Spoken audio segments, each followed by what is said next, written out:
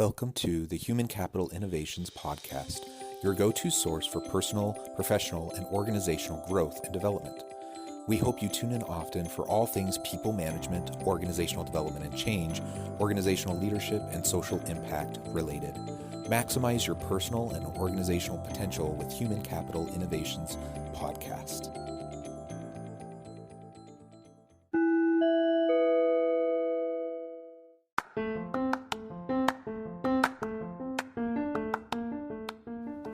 Welcome to the Human Capital Innovations Podcast. In this HCI podcast episode, I share a recent panel discussion that I participated in as part of the UVU Ethics Awareness Week, titled Corporate Civic Awareness and Social Responsibility: What Do Businesses Owe Society?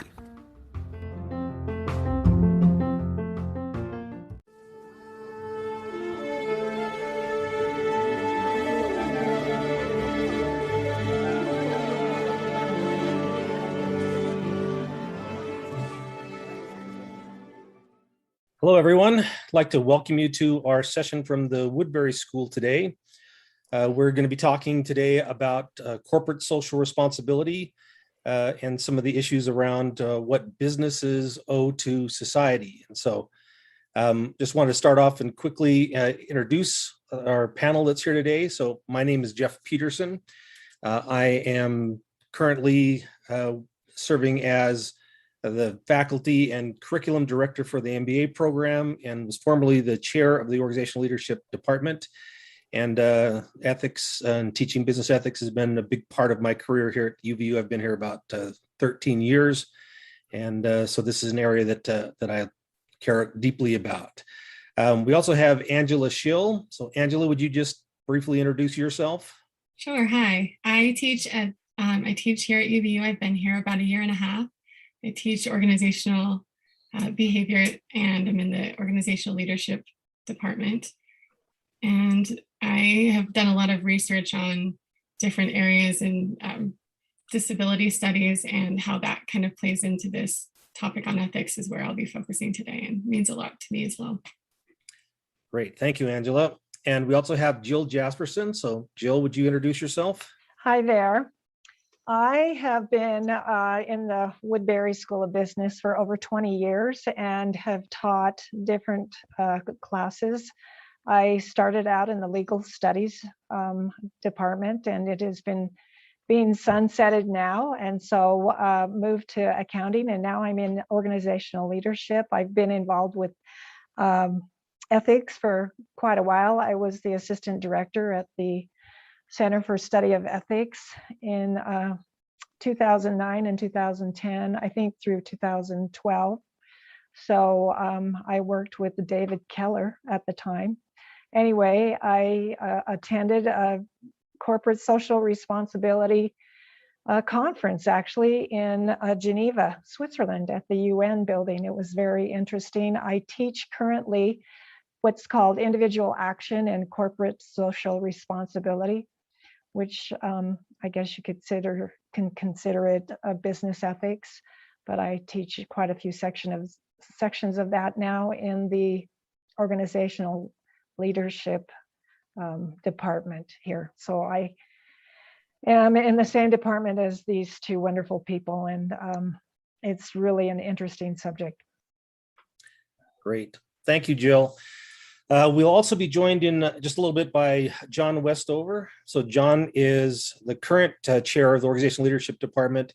He is also, I'm going to forget exactly the name of the Center for Social Responsibility, and he can introduce himself. Social impact, yes. So, yeah. So again, an area where he's been very interested and involved for a long time, and both John and I are on the board with the Center for Ethics here, and so very involved with that. So, all right, what we're going to do is I want to start off by giving a little bit of background into business ethics and corporate social responsibility with that, and then we'll move into having each person kind of talk a little bit about areas where they have some expertise and some knowledge. So now, business ethics is similar to virtually any other kind of ethics in that that we're focused on the primary three kinds of philosophies.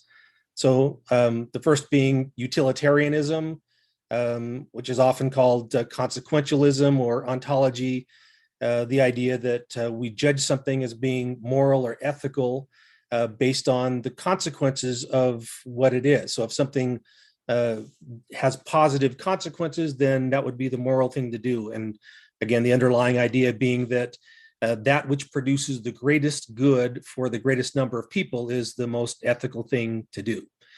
We also, of course, focus somewhat on deontology, or kind of the rights and principle-based ethics.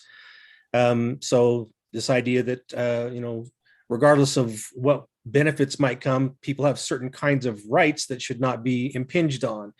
And a similar idea to say that there are certain kinds of principles. And, obviously one of the main principles is the idea that human beings should be treated with dignity and respect. So anything that does not fulfill that would be considered to be unethical.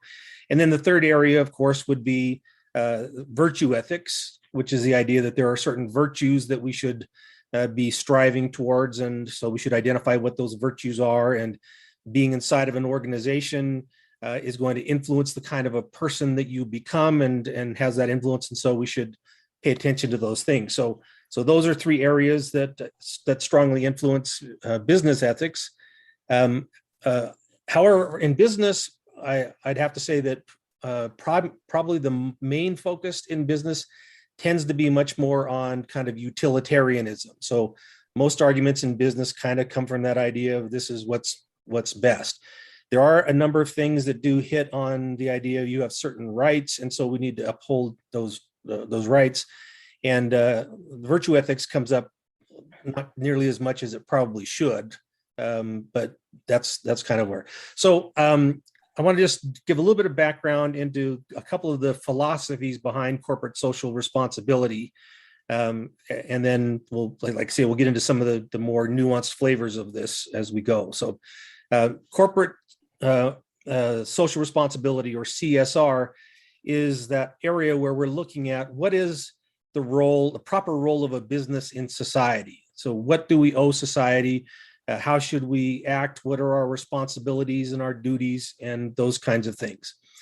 And as we look at this, there are two main models that have emerged as the predominant way that people think about our responsibility. And the first one is simply called the classical vision or version of corporate social responsibility. And what that basically says, and I'm just going to quote Milton Friedman because he is kind of, the godfather of this area. And so Friedman says that in a free economy, there is one and only one social responsibility of business: to use its resources and engage in activities designed to increase its profits, so long as it stays within the rules of the game. So that really is kind of the classical model in summary, and we'll explore it just a little bit. But that's the idea for this, is that from Friedman's view, the only thing that a company is responsible to do is to try to increase its profits. And the only caveat that it has is you have to stay within the rules of the game. And so we'll look at some of the reasons why and some of the problems with this as a philosophy. And a lot of this is based on this concept of the idea of private property. So, and again, this gets more into the deontological thing that says, people have their own private property, and if something is your own private property, you have the right to do with it as you please to do with it. And so you might think of it this way: I'm an individual, I have this private property, and I decide I want to employ that property in some way to be able to make some profit off of it. So I start a business, or I give it to somebody else to do something with. And so the idea then is that entity now is supposed to do something with this property that I have given them, and return back to me a reasonable return on that property that I have given to them. And so some of you may be familiar. So I'm going to use a couple examples of Apple, the company Apple. Steve Jobs, when Steve Jobs was CEO of Apple, what he said was he did absolutely zero philanthropic work. He didn't donate to any kinds of things. And when people asked him about it, he said, well, the thing is, people have given me their money with, again, given me the responsibility to provide them with a return on their money. And so if I were to take their money and give it to a charity, what I would be doing would be stealing somebody else's money that they had given to me in order for me to provide them back with a return on that. If the person that has given me their money wanted that money to go to charity, they would have just given it to charity themselves and cut out the middleman and the overhead of having a business to do it. So Steve Jobs' view was not only did he have no responsibility to help out anywhere, that it was actually morally wrong for him to take money that people had put into his company and turn that into other kinds of things. So there's some strong arguments that people can make for why they don't have to do anything in terms of supporting anybody other than the stockholders of the company. And a lot of companies take that position that I don't have to, and others even take the position of saying, not only do I not have to, it would be immoral for me to do that. Now, there are some issues that come down to this, and we start to kind of criticize this model. And one would be saying, can we really say that, again, coming back to utilitarianism, the underlying philosophy is that, each person who's individually pursuing their own best interests, which would be, I want to get more money out of this company, that somehow everybody doing that is beneficial to the society as a whole. So that is a questionable assumption, to be able to assume that simply because each person is employing their capital in order to get money back, that somehow that is actually beneficial overall to society. And so that would be one challenge to it.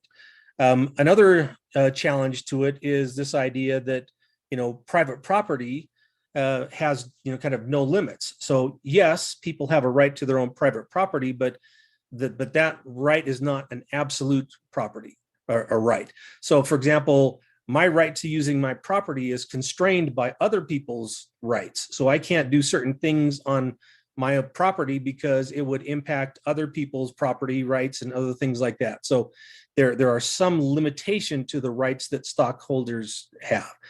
And so, but that's kind of one end of the spectrum, is people look at this and they say, you know what, I'm not going to do anything other than doing my very best to provide for my stockholders and to present them with the largest return possible. Now, that doesn't mean that people can't do something. So for example, I might have a company and be struggling to find enough good employees. And so I say, what if I did a scholarship for my employees' children to help get them into college, but I'm doing it for the purpose of hoping that those people will become my future employees and do that. But I'm solely doing it for the benefit of the company and for the financial things that I think will come from that. Now, the other main view that comes out of business is what's called the stakeholder theory model. And this model says, we've given way too much focus on just the owners, the stockholders of the company, and we need to think about the stakeholders. And a stakeholder is defined as somebody that, well, actually, I'll just start here. There are two versions of what a stakeholder is. So there's the broad view of the stakeholder, which says a stakeholder is anybody who impacts or is impacted by the organization.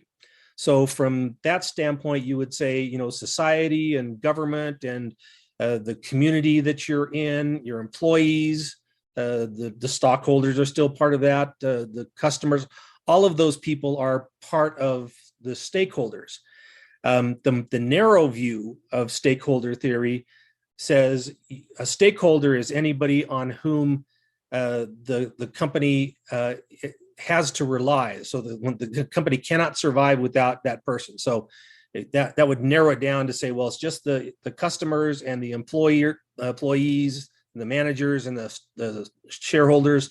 Those are the ones who are necessary for the organization to survive. And so those are the people that you need to do. So this is a much broader way to think about this.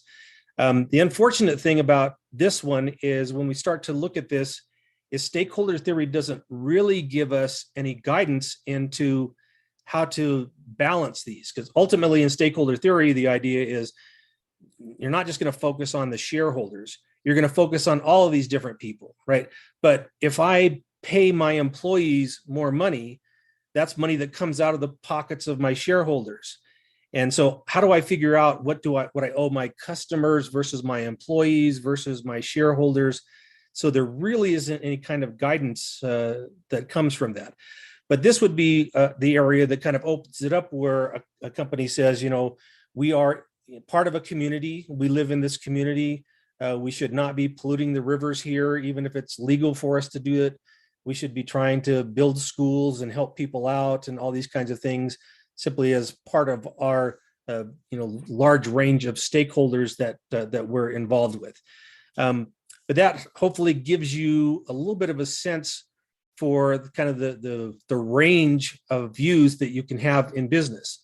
So you've got the very far end where people say, I have no responsibility. In fact, for me to do anything out and helping others other than stuff that makes me profit is immoral and unethical.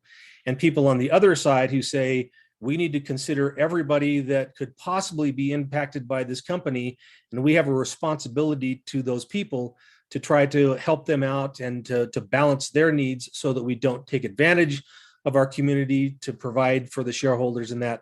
And then businesses land anywhere along that continuum in terms of where they decide to do that. So again, looking at Apple today, Apple now is very much involved in lots of things that have to do with corporate social responsibility. They're doing stuff to try to train people to be better at using technology. They're very much focused on LGBT issues and equity and different kinds of things like that. So it's a very different company under Tim Cook than it was under Steve Jobs. And that's because they have different philosophies about the responsibility of a business to others. So that's my kind of overview with that. So what I'd like to do now is turn some time over to Angela. So Angela, corporate social responsibility has implications in terms of the environmental, ethical, and economic responsibilities. And it also includes philanthropic responsibilities. So can you share some ideas on what fulfilling these philanthropic responsibilities looks like and how those responses contribute to the overall benefit of an organization and to the community? Sure, thank you. Thanks so much, Jeff. I think I'm going to kind of step into that more stakeholder model of things in this discussion and kind of go away from Steve Jobs' philosophy on this. But engaging in philanthropic responsibilities is a way for corporations to improve society and the world with the aim of making it a better place. And under this corporate social responsibility umbrella, philanthropic efforts can yield some wonderful benefits for all of the parties involved. And of course, there is the intrinsic piece to simply do good for the sake of doing good, or paying it forward to benefit society, depending again on which theory you subscribe to in this. But when corporations find ways, to highlight their philanthropic outreach, to tell their story, it has the potential to help their impact become even more far-reaching when they subscribe to this more stakeholder theory. And so let me go ahead and share my screen with you. I wanted to use a very real world example here. Hopefully you can all see this. Can you see the pizza, Jeff and Jill? Yep. Okay, great. So here's my real world example. Last weekend, I went to Malawi's Pizza with my daughter, and we spent 20 minutes waiting for our pizza to be made. And we were mesmerized during this time by the education that was going on these TV screens, where we were seeing how a portion of the money that we spent on our pizza, where it was going. And so we watched the entire food process being made and served. It showed this how, I don't know what I was trying to say. It basically walked us through the process of how our money went to pay for children and other needy individuals to have food in Malawi. So it showed the whole process of how the food was made, how it was being served. We watched this play out on the screens, and it had an impact on us. And so I was surprised. I didn't know the whole story when I had walked into Malawi's, but as I left, we both were having conversations about this, and we felt content with our purchase. And we were very satisfied that although we might have paid less for pizza elsewhere, seeing a very visual representation about how we had just inadvertently helped to ease hunger for children somewhere else in the world made this slightly more expensive dining experience worth it for us. And so when businesses can learn how to tell the story of their philanthropic engagement effectively, they gain even more traction in the success of their business, as well as being able to continue to pursue those philanthropic pursuits. And I just wanted to share really quickly a few that stood out to me, a few corporations that have done this well, at least that I've been made aware of. And just think about, of course, there's the idea that doing this is this is a benefit to the marketing of the company, but it also ties into this stakeholders theory of people that are involved want to be more involved because they see what they're doing. So there's a company called Theo Chocolate. And if you go to their website, you can see the extent to which this company has gone to exercise their corporate social responsibility and how to show how they've done it. And so the entire premise of their company in the very beginning was to take a stand against the unethical production of chocolate. And they did this company, by supporting farmers who produce the cacao, those beans for the chocolate in Peru and other countries, or the cacao plant. And then they tell the stories. If you go on the website, and you can find all different kinds of very inspiring videos that they've made that show how they were socially responsible in the practices for this company, and how it has allowed farmers to thrive in their communities instead of being taken advantage of and being impoverished, as was the case in the past and is still going on in other ways. And then one of my favorite examples that I was introduced to, actually, it's a company called, I've got the links up here for you to go and look at a few things, but it's called Ganashtim. And it was founded by Thomas Ing. And I first found out about this company actually through President Tuminez here at UVU, the president of the university, because she has a testimonial on their website when she worked with Microsoft in regards to her experience with them and their involvement with social impact. And so Ganashtim is basically a company. It's much what Jeff was talking about in terms of these social impact companies when it comes to getting involved in technology. And what their goal is, they're a for-profit social enterprise, and they subscribe to the triple bottom line concept of profits, people, and planet. That's all wrapped up in the CSR idea. And so they use technology and the internet, and they go about developing different ways to connect marginalized communities to the global community. And so Thomas Ing originally came from the Philippines, but the company is running in Australia at the moment. And what they do is quite fascinating to me in the research that I've done. Is not only do they reach out and provide help for people in marginalized communities, but they employ individuals that are from those marginalized communities. So the first thing they did was start hiring people with disabilities, or PWD. And by March of you can see this on their website, by March of 2018, 90% of their permanent staff were people with disabilities. And they've started to kind of diversify that. So today they have 60% of people that are persons with disabilities, another 30% of their staff are refugees, and then 5% are retirees. And they've just begun having these discussions with other marginalized groups, such as people with leprosy, HIV, ex-convicts, and women that are living in oppressed environments. And then they try to create opportunities for them to not just be benefited by the work they're doing, but also to do the work that they're doing. And of course, they talk about their economic impact as well. I would highly suggest you going in, especially the part that the link that says our staff, they have all these wonderful, beautiful testimonials of people that are working for this company that have disabilities and talk about their experience. And the interesting thing they talk about on their website is also that a lot of people that are their clients have no idea who the different dynamics that make up their staff. And so on one level, they tell their story, on another level, they just do their work as well. So corporations that, let's see, let me get to the next slide. So corporations that participate in this philanthropically responsible activities indicate different qualities. They indicate qualities of being aware and humble and kind of, paying it forward, a form of gratitude to be able to link what they're doing with their community in an ongoing effort to benefit society and their business dealings as well, and be a force for good within their communities. And of course, telling these stories and highlighting these more ethically sound ways of doing business and being involved in philanthropic efforts is a form of marketing, as I've said, but it's a form of marketing that can perpetuate the story and also magnify the impact.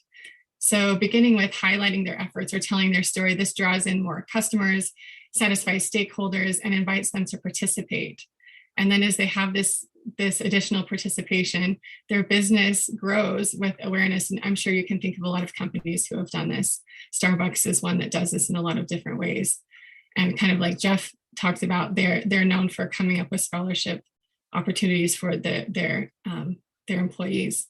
And as their business grows and they can invest more resources into these causes, they can make a larger impact and can continue to give back more and more. And in addition to that, the employees and the stakeholders within the business, supporting the business and working within the business, they can bond with one another and feel that unification within the community. So it just ties people together and there's more at stake, just like my experience going to get pizza. It changed how I saw my interaction there and increased the likelihood that I would return. And then ultimately, these efforts can satisfy and encourage engagement within the local and even the global communities. And so that's my stakeholder model support of this perspective in CSR. And I suspect that Jill now is going to go ahead and maybe show us how things are not as straightforward and simplistic as I have shared. Thanks, Angela. Yeah. So this is an area where we see a lot of stuff today, and sometimes, as Angela was pointing out, sometimes it's hard to separate out the people who are actually really concerned about helping and doing philanthropy versus what we call the virtue signaling, where people do something simple, purely for the marketing. And usually what you find is when people are really doing this out of their values and their morals, very few people object to this. So nobody's going to object to the fact that people are being helped because they've got disabilities or that pizza is helping to feed people around the world. But there are other times when people make some kind of a big stand or whatever, and then it ends up being very divisive. And that's not to say that it may not come out of it, but there is a difference between people who really have that feeling of we're trying to do something moral here. And there is a whole class of what we call social entrepreneurism, where people start these businesses and the whole underlying concept of the business is to go out and to do good things and that. So again, we do see people who have these companies that are doing fantastic and great things like that, and it's there. So there was a question that came through on the chat, and the question was that what does it mean for the viability of the concept of social responsibility that the chocolate company that you mentioned comprises such a small portion of the market compared to other companies that use less ethical practices in their production? So Angela, do you want to maybe address that? Can you repeat part of the question again, where you're saying what does it mean? The question was kind of around the validity, of the viability of the concept of being socially responsible, right, when your company ends up just being a very small player versus these very large players, right, that are not nearly as ethical in their production. I think it speaks to the fact that it's, what's the story of trying to throw the starfish back into the water that have all washed up on the shore? You can't reach everyone all at once, but it starts people's ideas and minds going about, okay, we see these huge conglomerates that are, taking advantage of all of these chocolate farmers, and you see the destitution. At least something like the Theo chocolate is actually highlighting, this is what's going on. This is what happens to people when they are unethically sourcing these items. And so you can see with fair trade and things like this, it's gaining more traction. I just think it's difficult to say what will tip those larger companies into kind of being more accountable for what they're doing. And I think it's just people being more aware. So it can help on some level to get the ball rolling, but it's a difficult issue to broach. So, and I think that there are other companies. So again, if you look at Apple, Apple is probably one of the very most responsible companies in terms of their environmental stuff. Because again, people criticize Apple because there are, they use rare minerals that are mined by the suppliers of their suppliers of their suppliers, right? And so, but Apple and most companies would say we don't have any responsibility for what our suppliers are doing, but Apple will enforce that to say we want to ensure that there aren't any child laborers that are mining, copper that's going into our things. And so I don't think that being socially responsible necessarily makes you a smaller company than, and then I think larger companies can equally be socially responsible in that kind of way. So, all right. Thank you for the questions. Yeah, we're happy to get any questions that you guys want to push to us.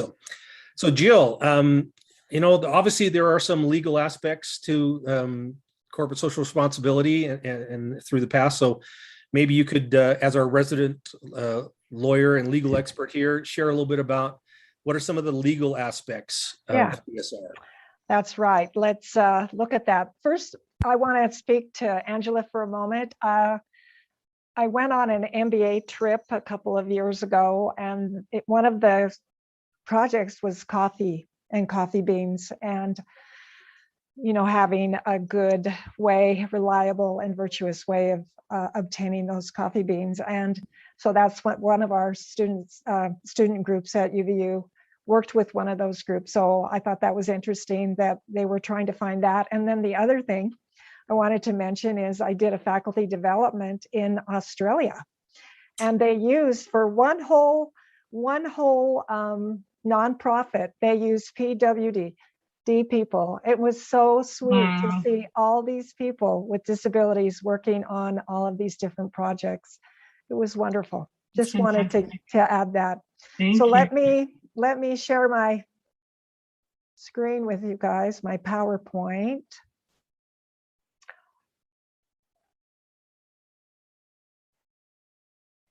And let's see, can you see that? Now let me jump, let's do it. There we go.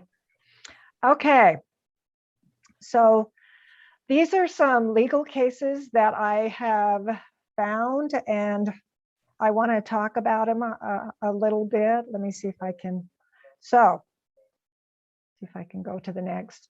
So normally, or what I've seen anyway, and I can't say that as far as litigation goes, that I'm a litigation expert in CSR or CSR statement. So, but what this corporate social responsibility, when there's any kind of challenges, it seems to be in the statements. So where those statements, when they come out. So I just wanted to bring this forward. This is the corporate side. So we're talking about the other side of it. So a majority of CSR statement challenges have been unsuccessful, where people are bringing lawsuits against the corporations and challenging their CSR statements. So I, just wanted to say, hey, this is what's happening. So the first one that I ran into was Ruiz versus Dairy Gold Inc., or Northwest Dairy Association. And this one started in California, but it was determined in the Washington Federal District Court, actually the Western District of Washington. This is a 2014 case, so a little bit older. I kind of went up the line. I went from older to newer. So they totally, let me kind of give you a background on it. The plaintiff that brought this, so this was Ruiz, really relied what they felt like was false assurances of ethical treatment for the cows and for the workers when they were buying their Dairy Gold products.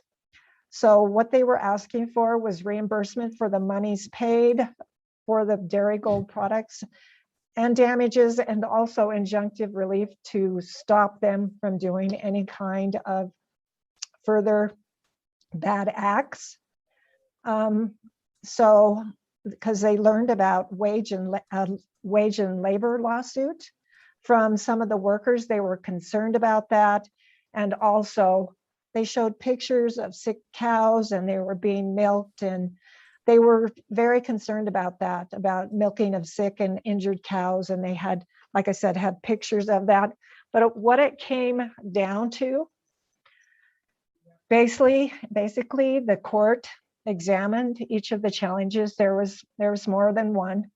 There was quite a few of these challenges.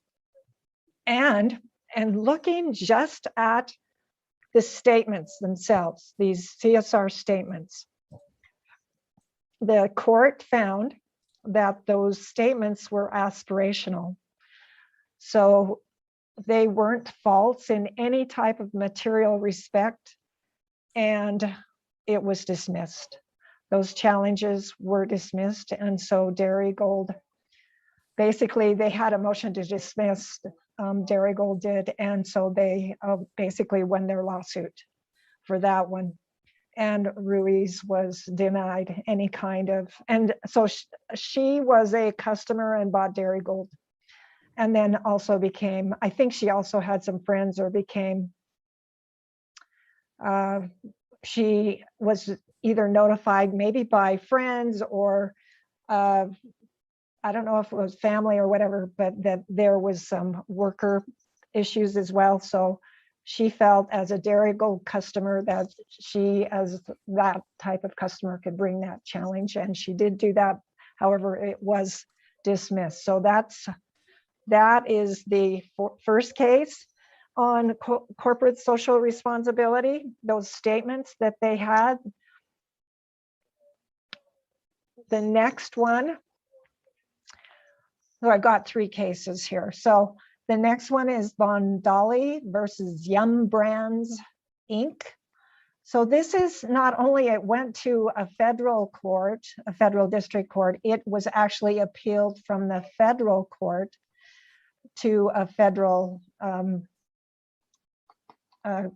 circuit court. So it went even further, they appealed it.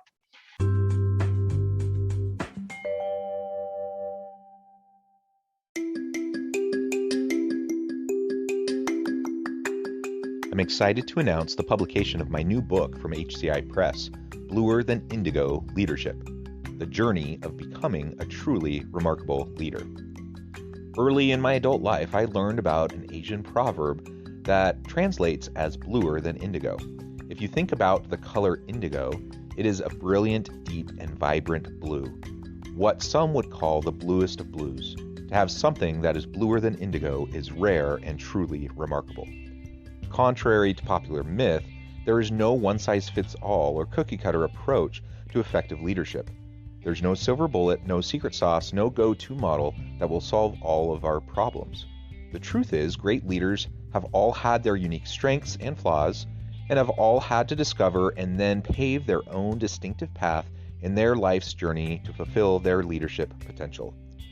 Bluer Than Indigo Leadership will help you discover your own path and explore those ordinary, everyday actions that will help you respond to an uncertain future and produce extraordinary results for individuals, teams, and organizations.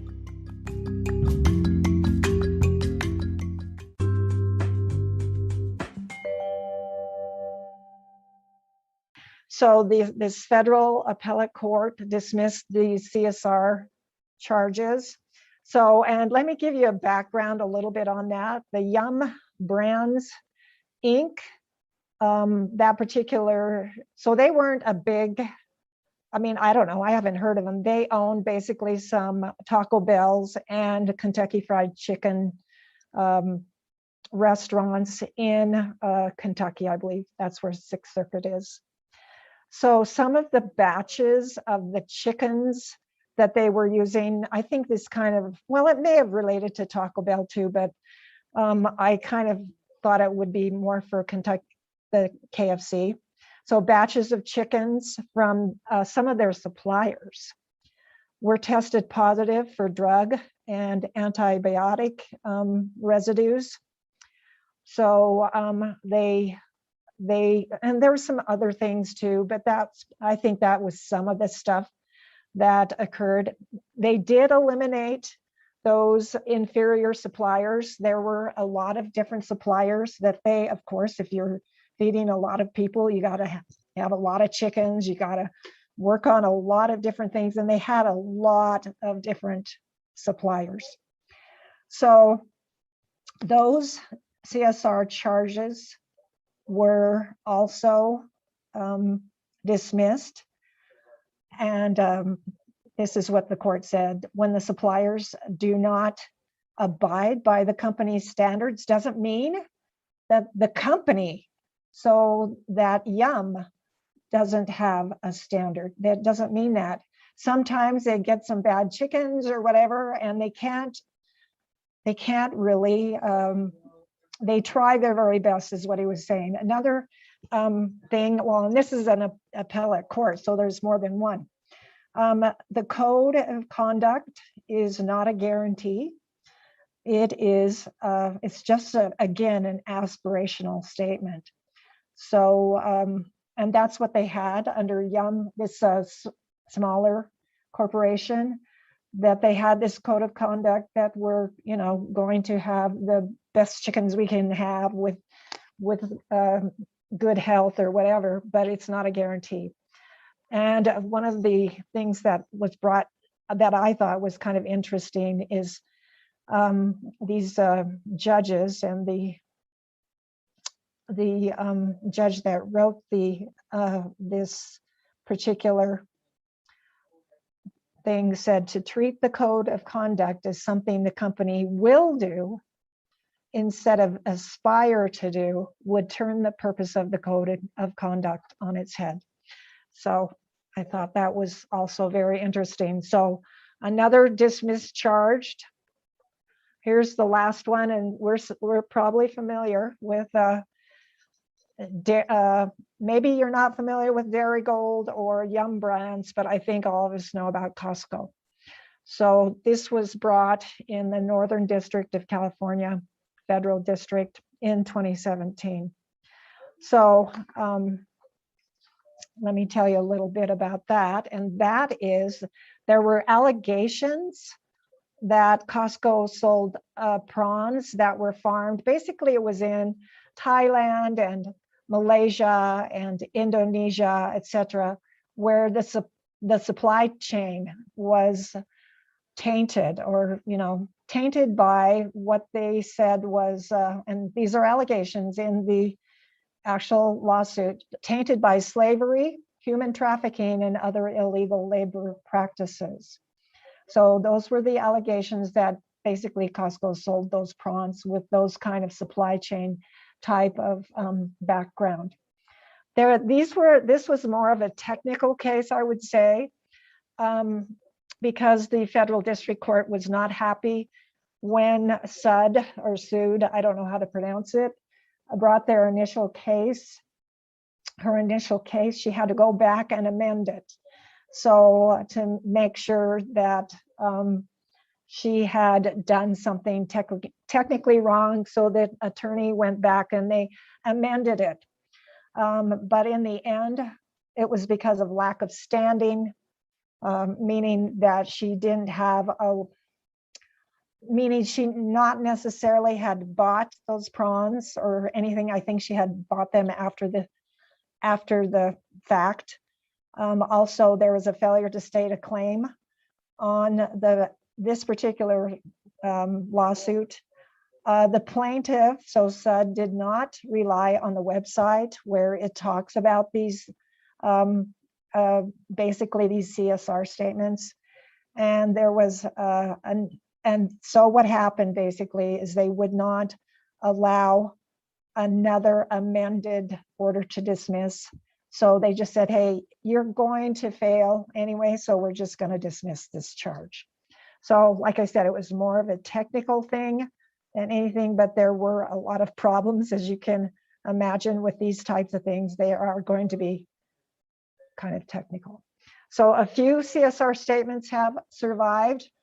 This is all just so where companies have made really concrete and measurable factual statements or promises to meet their CSR goals by a certain date. Just have it really concrete, have it exactly what they want instead of aspirational.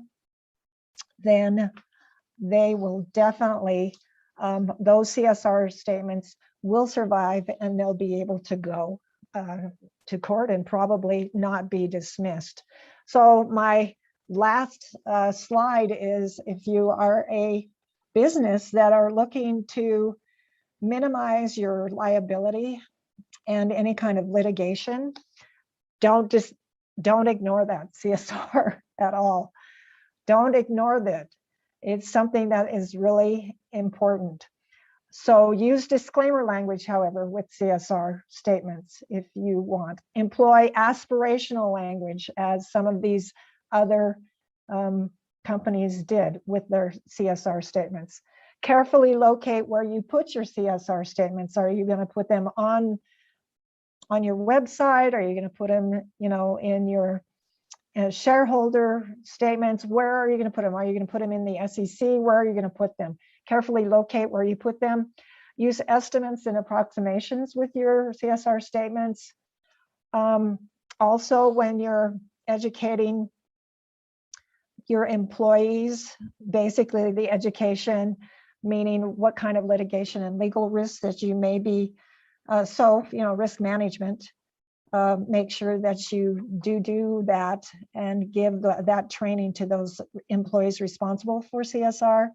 And then also sync both your external consultants, if you ever hire any external, with your internal employees to the same info, so they aren't different types of information.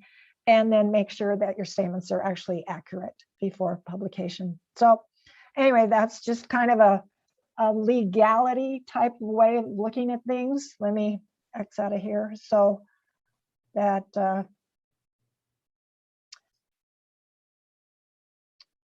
you're careful. If you're a big company, or if you want to do that, or like Jeff was talking about, where Apple has gone the extra mile, and make sure that the suppliers of the suppliers of the suppliers are like that. Anyway. All right. Thank you, Jill. So yeah, this is an interesting area as we look at some of these things that are happening. In fact, I saw just the other day, there's a lawsuit against a company that makes hard seltzer.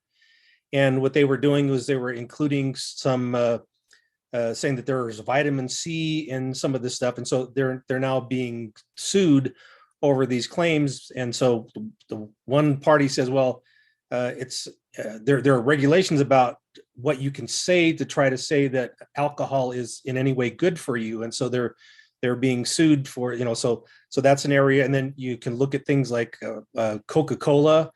Coca-Cola had a situation where they had put together a policy where they said, we're only going to use lawyers whose law firms employ a certain percentage of ethnic minorities. And they got some significant pushback over those policies. And eventually that one, left. And probably everybody's familiar with like Ben and Jerry's and the claims of their anti-Semitism because of their stance against Israel with some of these things. And all those companies are supposedly doing things that are in support of their corporate social responsibility, and yet have had some kinds of issues there. So Yeah, that's right. So it's really interesting. I was really interesting as I started reading more about that. Anyway, yeah. We did have a couple questions come through the chat, and so I think we have maybe can handle one of them, and then we'll save a couple of them more towards the end. So I want to make sure we leave enough time for John. But one question had to do with this idea of touching on the neoliberal idea that companies will only do the right thing as long as it is profitable. And the question is, can for-profit companies lead with their ethics? And I think the answer to this is that obviously many companies only engage in these things if engaging in it does improve their profitability.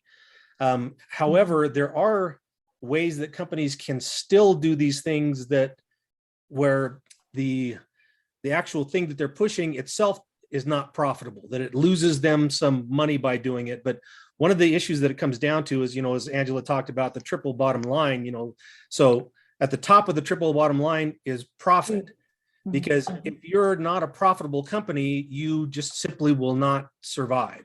So there is always going to be an element where people have to say, there are certain things that we need to do to remain profitable, which means that we're viable. But I do believe that for-profit companies can engage in socially responsible things that do hurt their bottom line, but that they will do those things simply because they take a moral and principled stand for those kinds of things, even knowing that if they did something different, they could make more money.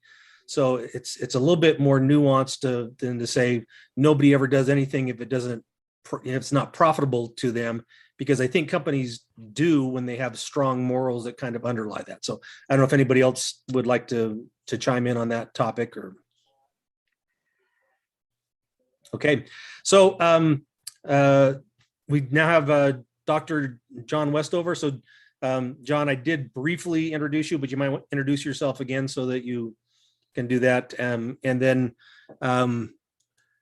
so what I wanted to do is, John, maybe you could talk about what like equity-centered design thinking is, and how does that relate to an organization's efforts to make a meaningful and sustainable impact in CSR efforts? So. Yeah, thanks, Jeff, and thank you for everyone for your patience. I apologize that I joined late, but it's a pleasure to be here with you. I thought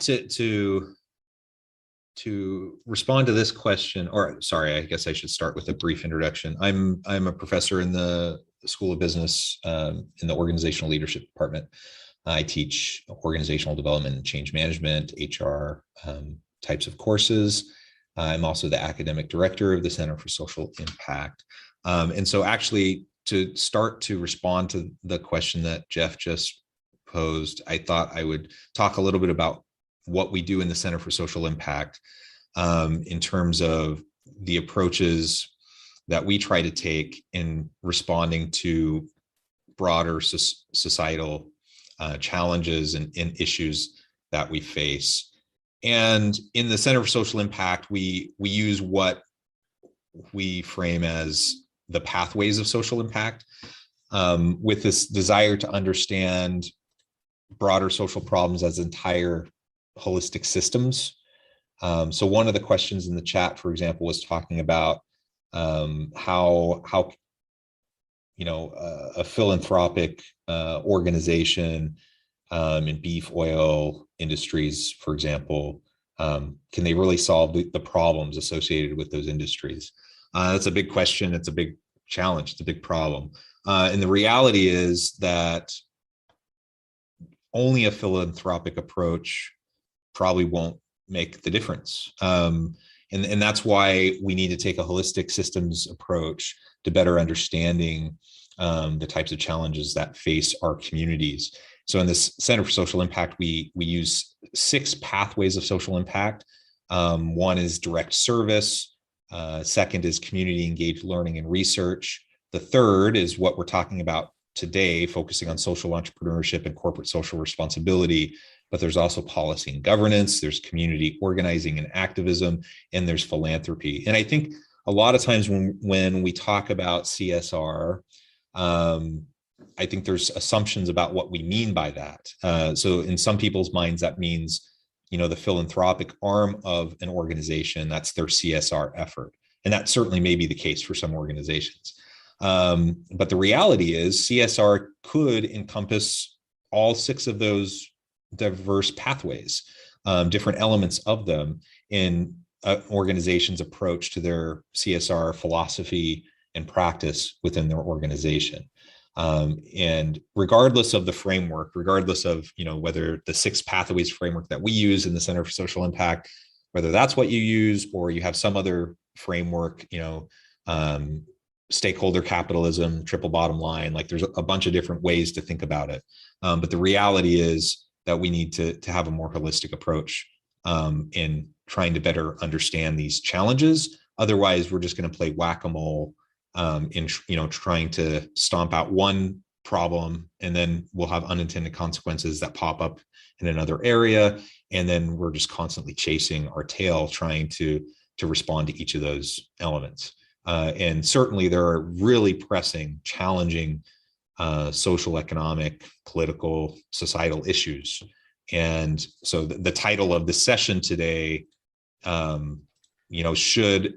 do businesses owe society? I'm coming at this, my assumption, my framing generally is I believe businesses owe a lot to society. I believe it's fundamental in being a business that we contribute back to society. And I believe there's plenty of research to indicate that the most successful long-term sustainable organizations are in fact those that not only provide value to the marketplace with meaningful products and services, but that they do have a people-centric approach. The people within their organizations, the people outside the organizations, their customers, other stakeholders, et cetera.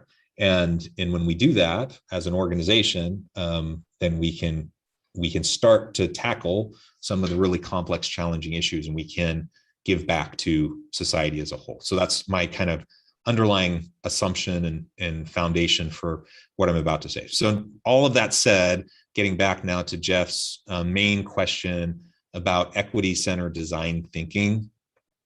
One of the models and frameworks that we use in the Center for Social Impact is this idea of equity-centered community design. And if you're familiar with design thinking, the idea, kind of really in brief, is that we're going to rapidly experiment through design iterations to try to come to optimal outcomes. So we could be talking about design thinking in a whole variety of different disciplines or fields, in a variety of different types of organizations with different outputs, different products and services. But the practice of design thinking is that you're going to essentially utilize a scientific method by hypothesizing and then running a lot of quick, brief experiments and going through this iterative experimentation process to try to refine and hone and come to what the best possible solutions are, the best possible products are. Equity-centered design thinking is building off of that, but through an equity lens. So just like I think systems thinking is an essential component to trying to understand how we can utilize CSR, stakeholder capitalism, triple bottom line, whatever, to make a difference in the world. Just like systems thinking is important, I think equity-centered design thinking is really important, because the challenges that we're facing that we might want to accomplish through our CSR initiatives, our CSR aspirational goals and values, those will only come to fruition if we're willing to invest time and resources consistently over time to be able to move the needle to drive those systemic changes. And the only way we can really know what we're doing in terms of allocation of resources, time, and energy is if we use an iterative process. So we fall forward, we fail fast. Failure, quote unquote, failure is not failure; it's learning. It's the opportunity to learn and to grow, and through the rapid iteration process, we can come to better outcomes. The equity focus then says, okay, do we have the right people around the table? Do we have the right decision makers? Do we have the right voices? Are we giving everyone the opportunity to share their voice and to give their input? And are we utilizing that input in a way to drive that iterative, rapid design process? Far too often, what we see in organizations, with good intentions, CSR elements and ambitions, so often when you look at who is actually around the table, it's not representative of the very communities that they're trying to impact, right? That they're trying to serve. And that in and of itself is incredibly problematic.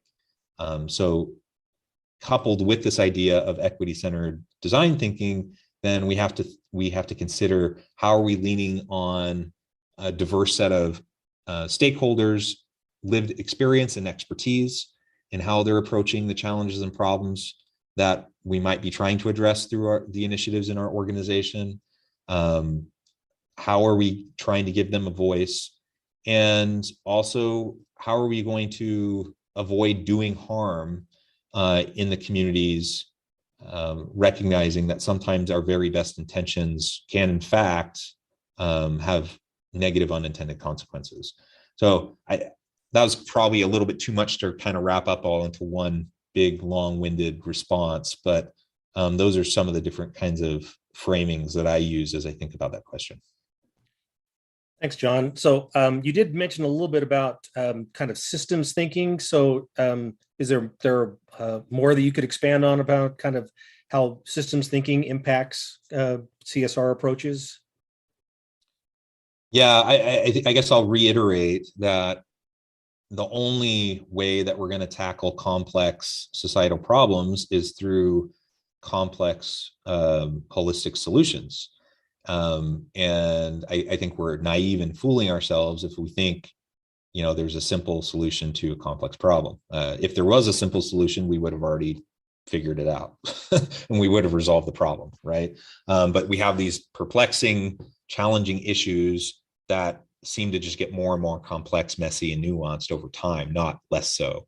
And so if we want to have any chance of trying to really understand what we're dealing with and how we can approach it, then we have to take a systems approach, meaning we're trying to map out and identify the components of the system, all the different pieces that are the inputs into the processes that drive the outcomes, whether they're positive, negative, neutral, whatever.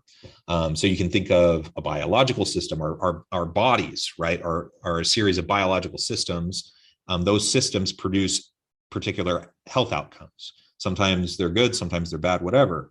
I could be the best intended person in the world with lots of really great ideas about what I could do to make the world a better place. But if I'm doing that within broken, unhealthy systems, then it kind of gets back to the question that was in the chat, about, can a philanthropic approach really solve the problem? No, I mean, the best intention that I have won't actually drive anything if the system itself is broken and unhealthy. And so you have to work towards dismantling the unhealthy system and then rebuilding something that is more equitable and that will allow for a more inclusive approach to solving the problem. So the systems thinking approach is just, it's kind of a buzz term, a fancy way of framing that we need to understand all the components leading to the processes and the outcomes, whether they're good, bad, or neutral. And we need to understand how they interact with each other. And only then are we going to be able to look for ways to constructively interact with those components and hopefully, get rid of the unhealthy ones, rebuild or replace them with more healthy approaches. And every organization has, they have policies, practices, procedures, they have culture. Every organization has a whole bunch of systems in place. And we know historically that a lot of those systems have disadvantaged certain populations and while privileging others. So for example, from an equity approach, we would want to look for ways to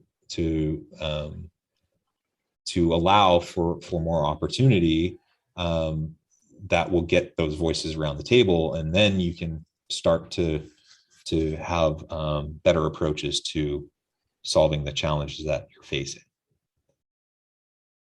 Great, thanks, John.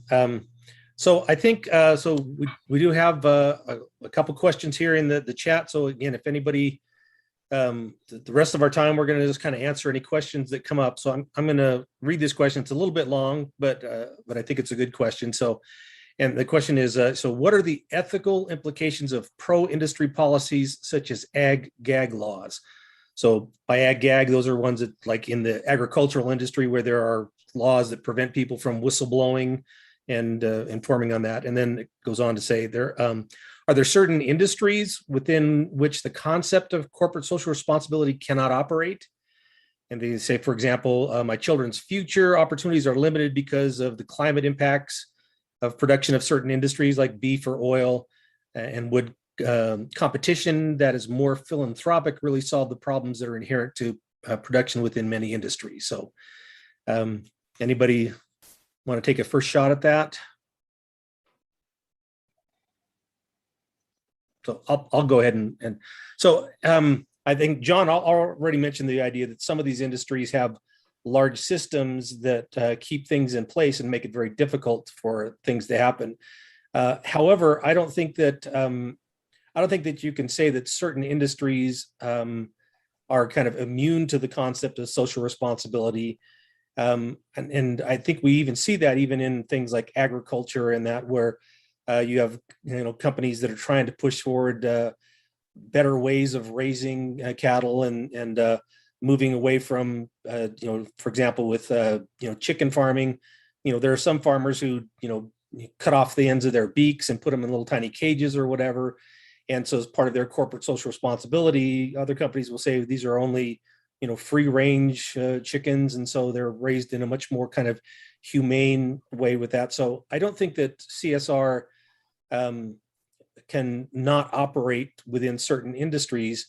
I think some industries it's really easy to operate within, and other industries it's difficult. And as I mentioned with stakeholder theory, again, when you're looking at who are all of the different stakeholders that I'm trying to satisfy, that may be a difficult thing, because you could say, well, there's only a certain amount of work that people in the beef industry can do to help the environment and still remain profitable and still provide the products that people want to buy. But then you see other things like the impossible meat, and other companies that are rising in ways to try to address the fact that some people don't want to have the things that come out of the beef industry, and so they're willing to eat other kinds of products and that. So I think that there is room for that to operate. But and so anyway, that's kind of my thoughts. Anybody have anything that they want to add to that? Or I want to just say something. I went to a chicken farm,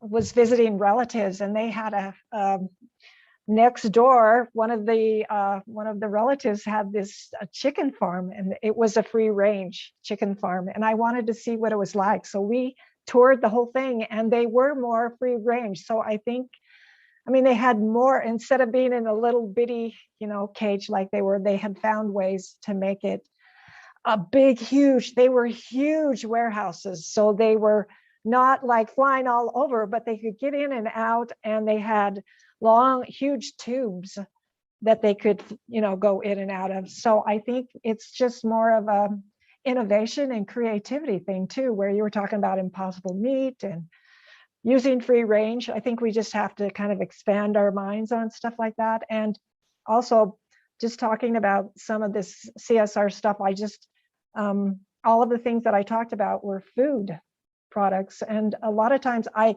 don't think Dairy Gold was, I'm sure they were upset with the things that were happening. So in this perfect world, it would be great. But sometimes, just like John was talking about, sometimes we have these circumstances that we can't really know, or, in a perfect world, it'd be great. But if we can do the best we can and do, and have these innovative ideas, then at least we're going along that way. Well, and I agree. When we talked about those two ends of the spectrum, you've got the classic model where you should not be spending people's money for anything other than making a profit. And then the very far end where your company is actually a socially responsible thing is what you're doing. You say, well, how can those two views exist simultaneously? Well, the idea is like, so if I'm somebody and that's all I want to do is to get the most return on my money, then I'm going to invest in companies that don't do any philanthropic work because I want to get the most for my money. But today, Apple has become a company that does all kinds of socially responsible kinds of things. And people invest in Apple sometimes simply because they believe in those kinds of things. So I think when you have the stakeholders or stockholders that come forward and say, I appreciate the fact that you're trying to be socially responsible, and I would prefer to invest my money into something that's helping the world to be a better place, then those industries can change. And so a lot of it is going to be driven by consumers. The problem sometimes is people say stuff like, oh, well, I'd be willing to pay $10 more for this if it was being, done in a responsible way. But when they actually pull their wallets out, they don't. And so that's part of what we can do as people, is to say, if we really want to see more socially responsible behaviors in companies, we should, plow our money into companies that do socially responsible things. And again, really socially responsible, not just the social or the virtual signaling kinds of things, but companies that are really trying to help out. And then that would grow those industries and those companies, and people would see that, yeah, I can still be, profitable in this industry and behave in a way that's more kind of socially responsible. So, all right. So Jeff, go ahead. Just to piggyback off of what you're saying, I mean, social impact investing is a big deal, and it's been growing in popularity over the last decade. And in part, that's driven by, younger people, not the old fogies like the four of us,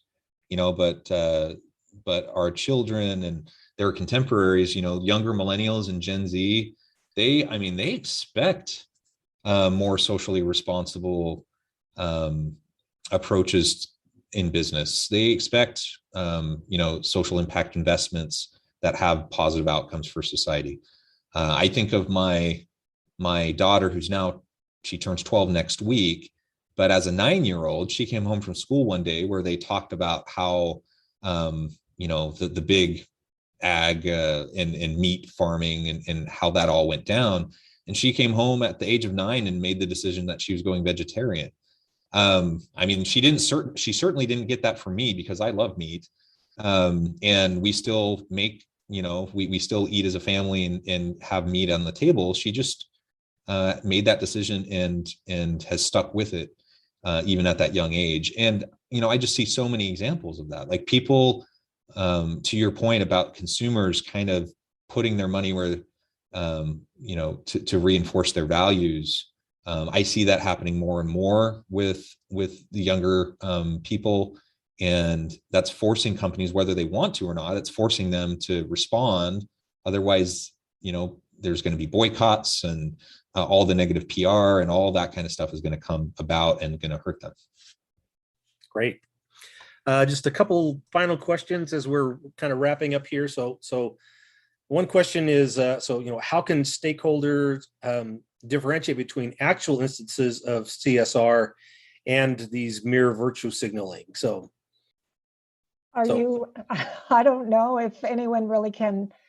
I'm not a really good, I know they have some people that can tell when a liar, when you read their face or whatever, but I'm not one of those. I really don't know if you can do that or not. What do you Well, think? I think one thing that for me that kind of The way signals it's it is when or- when something when you look at Apple and see that they've had a lifelong Yeah. commitment to diversity and to those kinds of things, versus you see somebody when some hot issue comes up and all of a sudden they're posting all these things, or they're making big changes like immediately in response to some hot topic. That's one that usually clues me in to say, well, maybe they're not really this. And then a lot of times what you can do is somebody will make some kind of a statement about do this, and then people will go back and say, like, for example, say, we are so for ethnic diversity or whatever, and we and then you go back and get a little bit of research on the company, you find out that their actual hiring policies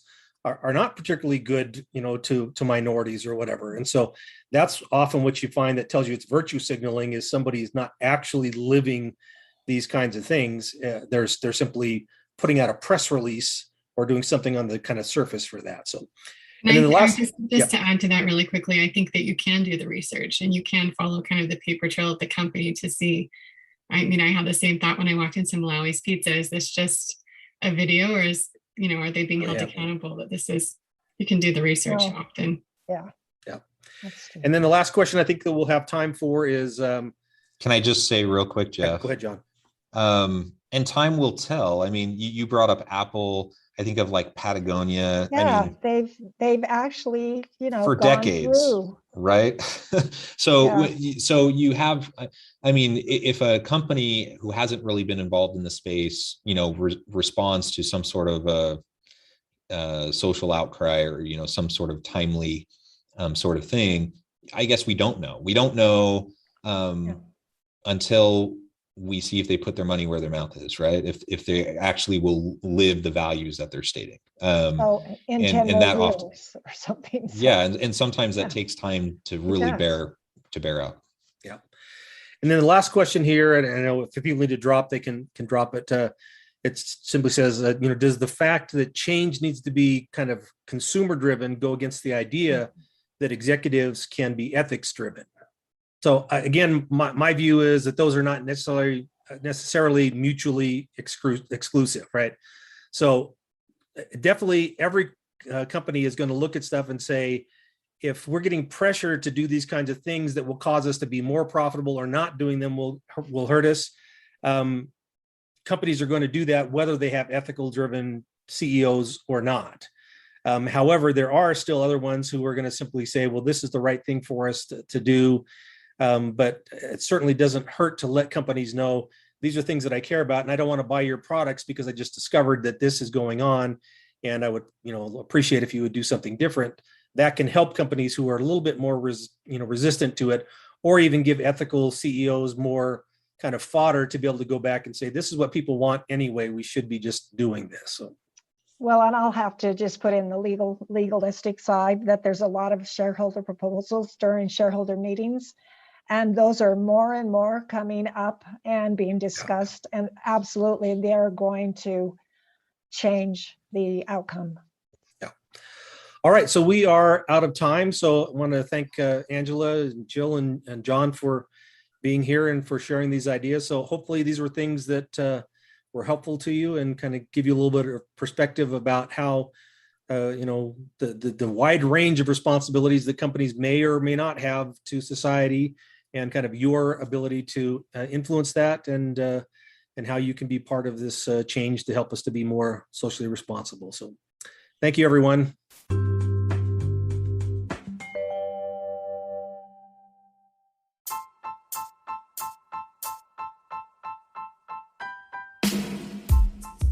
The alchemy of truly remarkable leadership. Ordinary, everyday actions that produce extraordinary results. Consider how the nature of work has shifted over the past 50 years. With increased globalization, rapid technological advancement, and the shift in economic composition, the average job of today looks very different than the average job of 50 years ago. What will the jobs and organizations of tomorrow look like? Moreover, what does this all mean for organizational leaders? What are the core competencies and capabilities of organizations and their leadership that are prepared for continued disruption and geopolitical and socioeconomic shifts? Regardless of what the future holds, increasingly, leaders need to be socially minded, data-driven, decisive, champions of talent, and disruptors of the traditional notions of leadership, teams, organizations, and work. The alchemy of truly remarkable leadership will help you to explore your own leadership competencies and capabilities and consider ways to apply and implement them into your workplace and personal life.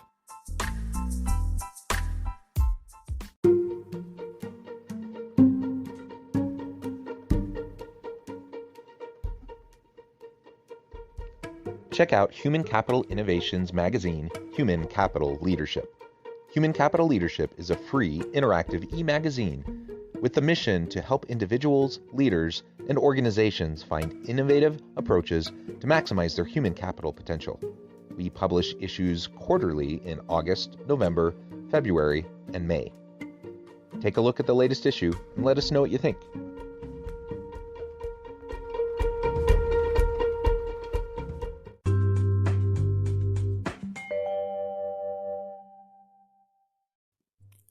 Thanks again for joining us for this episode of the Human Capital Innovations Podcast. I hope you stay healthy and safe and that you have a great week.